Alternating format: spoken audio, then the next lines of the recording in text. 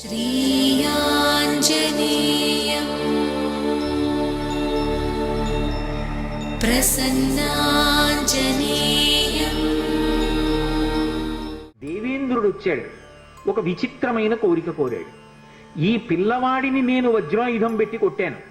కొడితే కేవలం ఇతని ఎడమ దవడ ఒక్కటి విరిగింది. ఈ విషయం లోకానికంతటికీ తెలియడం కోసం వజ్రాయుధం పెట్టి కొడితే విరిగినటువంటి ఎడమ దవడ కలిగిన వాడు కాబట్టి హనుమా అని పిలవబడాలి. ఈ పిల్లవాడు ఇక పైన నా వజ్రాయుధము చేత ఎన్నడూ కొట్టబడడు. నా వజ్రాయుధం ఈ పిల్లవాడిని ఏమీ చెయ్యలేదు. వెంటనే యమధర్మరాజు గారు వచ్చాడు. ఆయన అన్నాడు, లోకంలో ఏ ప్రాణులైనా సరే నేను వేసినటువంటి యమపాశముల చేత శరీరాన్ని విడిచిపెట్టేస్తారు, జీవుడు ఉత్క్రమణం అవుతాడు. కానీ ఈ పిల్లవాడు యమపాశముల చేత కట్టబడడు. నా యొక్క అనుగ్రహం లేకపోతే రోగములు వస్తాయి, రోగముల చేత బాధపడతారు జనులు. కానీ ఈ పిల్లవాడి శరీరానికి ఎప్పుడు రోగం రాదు. ఏ రోగం లేకుండా ఎప్పుడు పరమ సంతోషంతో ఆనందంగా జీవనం చేస్తాడు. యమధర్మరాజు గారు వరం ఇచ్చాడు. వెంటనే వరుణుడు బయలుదేరి వచ్చాడు. ఆయన అన్నాడు, 10 లక్షల సంవత్సరముల తర్వాత కూడా నా వరుణపాశముల చేత ఈ పిల్లవాడు బంధింపబడడు. ఈ పిల్లవాడు నీటిలో మునిగిపోయినా ప్రమాదము జరగదు.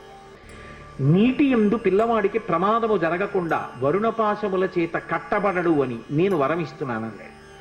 కుబేరుడు బయలుదేరి వచ్చాడు. కాబట్టి ఆ కుబేరుడు అన్నాడు, నా కుబేరుని యొక్క దండము చేత యక్షుల చేత ఈ పిల్లవాడు కట్టబడడం, నా శక్తి ఈ పిల్లవాడిని కట్టడానికి సరిపోదు అన్నాడు. పరమశివుడు వచ్చాడు. నా త్రిశూలము చేత కాని, నా సంబంధమైన ఏ అస్త్రము చేత కాని ఈ పిల్లవాడు కట్టబడడం. విశ్వకర్మ వచ్చాడు. ఆయన అన్నాడు, సమస్తమైనటువంటి అస్త్రములు నా చేత నిర్మింపబడ్డాయి, శస్త్రములు నా చేత నిర్మింపబడ్డాయి.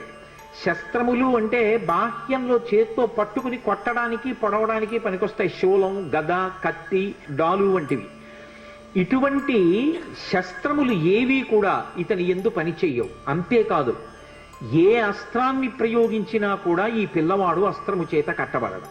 ధనుర్వేదంలో ఉన్న ఏ అస్త్రం ప్రయోగించండి, అది రౌద్రాస్త్రం, ఐంద్రాస్త్రం, వారుణాస్త్రం, ఏ అస్త్రమైనా సరే ఈ పిల్లవాడు అస్త్రముల చేత కట్టబడడం. ఇప్పుడు సృష్టిలో ఆయన అంతటి బలపరాక్రమములు కలిగిన వాడు వేరొకడున్నాడా ఎక్కడైనా? ఇక లేడు. అంతటి బలపరాక్రమములు కలిగిన వాడు ఎవరి చేత కట్టబడని వాడు. ఇంత శక్తి కోరుకుంటే కూడా బ్రహ్మగారు ఒక్కడికి కూడా ఇవ్వలేదు. అలాంటిది శాసనం చేసి దేవతలందరి చేత ఇప్పించారు. ఇప్పుడు ఇంత శక్తివంతుడయ్యాడు ఆ పిల్లవాడు. దేవతలందరూ అంతర్ధానం అయిపోయారు.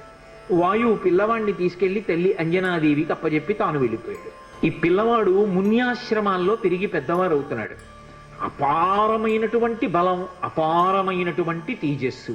ఇప్పుడు ఆ పిల్లవాడు ఏం చెయ్యాలి అంటే, బాల్యచేష్టితముల చేత ఏం చెయ్యాలో తెలియక ఆ మున్యాశ్రమాల్లో ఆరవేసుకున్నటువంటి మడిబట్టలు, నారచీరలు అన్నీ చింపేస్తుండేవాడు.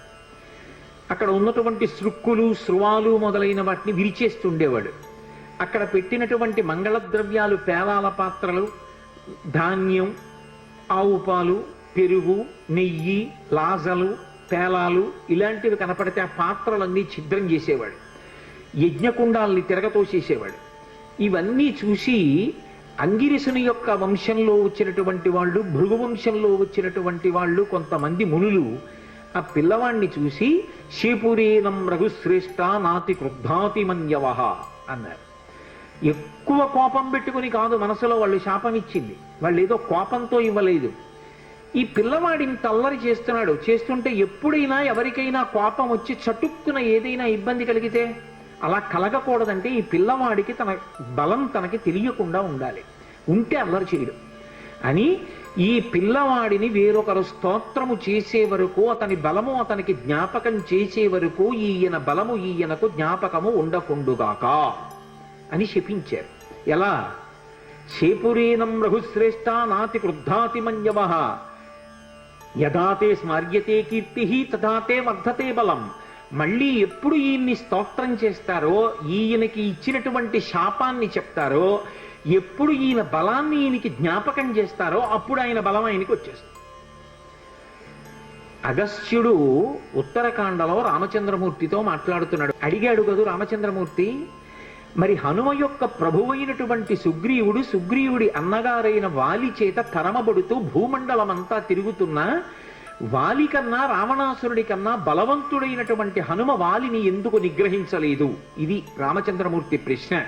దానికి అగస్త్య మహర్షి జవాబు చెప్పి అన్నారు, తెలియదు హనుమకి తన బలం తనకి తెలియదు కాబట్టి నేను వాలిని నిగ్రహించగలను అని తెలియక సుగ్రీవుడు పారిపోతుంటే ఆయన వెంట తాను కూడా పారిపోయాడు తప్ప తాను రక్షించే ప్రయత్నం చెయ్యలేదు.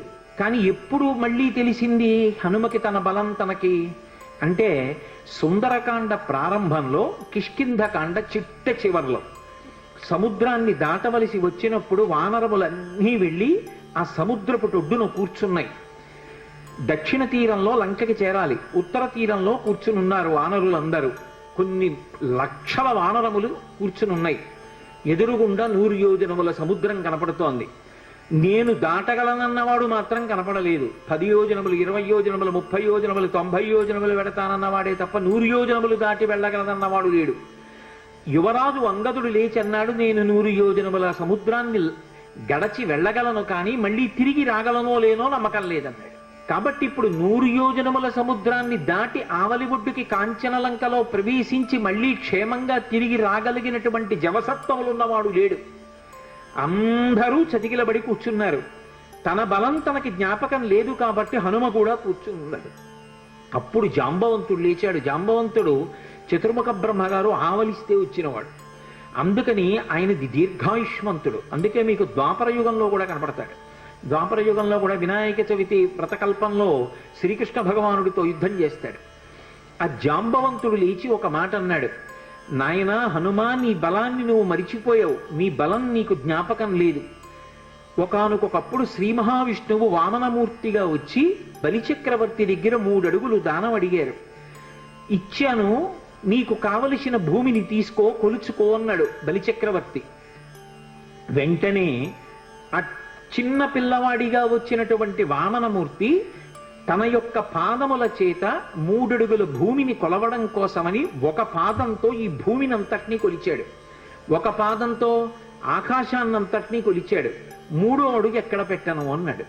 అప్పుడు ఇంతంతైవటుడు ఇంతయై మరియు తానింతై అభోవీధిపై అంతైతో యదమండలగ్రమణ కల్లంతై ప్రభారాశిపై అంతై చంద్రునకంతయై ధ్రువునిపై అంతై మహర్వాటిపై అంతై సత్యపదోన్నతుండగుచు బ్రహ్మాండాంత సంబద్ధి. అంత పెరిగిపోయినటువంటి ఆ త్రివిక్రమ స్వరూపంతో పాటుగా అరణ్యములతో పర్వతములతో ఉన్నటువంటి ఈ భూమికంతటికి 21 మార్లు ప్రదక్షిణం చేశాను హనుమ. జాంబవంతుడు చెప్తున్నాడు. కానీ ఇప్పుడు ఓపిక లేదు, వెళ్ళలేను. నువ్వు సామాన్యుడివి కావు, కారణజన్ముడివి. నీ తల్లి ఒక అప్సర స్త్రీ, పుంజకస్థల. శాపవశాత్తు ఈ భూమి మీద అంజనాదేవి అన్న పేరుతో పుట్టింది. ఆమె నీ తండ్రి అయినటువంటి కేసరి యొక్క భార్య. వాయుదేవుడు ఔరసపుత్రుడిగా కేసరికి క్షేత్రజునిగా అనుగ్రహించాడు నిన్ను. అప్పుడు పుట్టినటువంటి కారణజన్ముడివి. పుడుతూనే శిశురూపంలో ఆకలిగొని ఉదయిస్తున్న సూర్యబింబాన్ని పండనుకొని పట్టుకోవడానికి వెళ్ళి ఇంద్రుని యొక్క వజ్రాయుధం చేత కొట్టబడి ఎడమదవడ విరిగి కింద పడితే విరిగిన దవడ కలిగిన వాడివి కనుక హనుమా అని పేరు పొందావు. అనేక పర్యాయములు గరుత్మంతుడు సముద్రం మీద వెళ్ళిపోతూ అందులో తిరిగేటటువంటి పావుల్ని తన్నుకుపోతుండగా నేను చూశాను. వైనతేయుడైనటువంటి ఆ గరుత్మంతుని యొక్క రెక్కలకు ఎంత గొప్ప శక్తి ఉందో, హనుమా వాయుపుత్రుడవైనటువంటి నీ యొక్క భుజములయందు కూడా అంత శక్తి ఉంది. నీ బలాన్ని నువ్వు జ్ఞాపకం తెచ్చుకో. ఒకప్పుడు ఋషుల యొక్క శాపకారణం చేత నీ బలాన్ని మరిచిపోయావు. ఇప్పుడు సమస్త వానర జాతి ప్రతిష్టని, వానర ప్రభువు అయినటువంటి సుగ్రీవుని యొక్క కార్యాన్ని నెరవేర్చడాన్ని, సుగ్రీవుడిచ్చినటువంటి మాట నిజమైంది అనేటట్టుగా సుగ్రీవుడి యొక్క ప్రతిష్టని నిలబెట్టడం, రామచంద్రమూర్తి కార్యాన్ని సాధించడం, సీతమ్మ తల్లి క్షేమవార్త తీసుకురావడం, ఇంతమంది వానరుల యొక్క ప్రాణాన్ని నిలబెట్టడం నీ చేతులలో ఉన్నాయి. హనుమ, వాయువు, గరుత్మంతుడు, నువ్వు, మీ ముగ్గురికే ఇంతటి వేగం ఉన్నది. అటువంటి నీవు ఇలా నిస్తేజుడిలా కూర్చోవడం మర్యాద కాదు. నీ బలాన్ని, నీ శక్తిని నువ్వు జ్ఞాపకానికి తెచ్చుకొని ఒక్కసారి లంఘించు. అని ఆయన్ని పిలుస్తూ ఒక మాట అంటారు. హనుమాన్ హరిరాజస్య సుగ్రీవస్య సమోహ్యపి రామలక్ష్మణయోశ్చాపి తేజసాచ బలీనచ. ఇది జాంబవంతుడు చెప్పినటువంటి పరమ సత్యమైనటువంటి మాట. ఆయన అన్నాడు, ఓ హనుమ, హనుమన్ హరిరాజస్య, వానరములకన్నిటికీ రాజైనటువంటి ఓ హనుమ, సుగ్రీవస్య సమోహ్యపి, నువ్వు నీ వినయము చేత సుగ్రీవుడి దగ్గర ఒక మంత్రిగా సేవిస్తున్నావు, కానీ నువ్వు సుగ్రీవుడి కన్నా తక్కువ వాడవు కాదు. సుగ్రీవుడితో సమానమైనటువంటి బలపరాక్రమములున్నవాడివి. అది రామలక్ష్మణయోశ్చాపి, రామలక్ష్మణులు ఇద్దరూ ఎంతటి తేజోవంతులు బలవంతులో నీవు కూడా అంతటి వాడవే. తేజసాచ బలీనచ, తేజస్సు ఎందు బలము ఎందు ఆ ముగ్గురి కన్నా నువ్వెంత మాత్రము తక్కువ వాడివి కావు. అటువంటి వాడివి ఇవాళ 100 యోజనముల సముద్రాన్ని దాటడం నీకు పెద్ద లెక్క కాదు. కానీ నీ బలాన్ని నువ్వు మర్చిపోయావు. హనుమా ఉత్తిష్ట హరిషార్దూల లంఘయస్వ మహార్ణవం పరాహి సర్వభూతానాం హనుమన్యా గతిస్తవ అన్నాడు.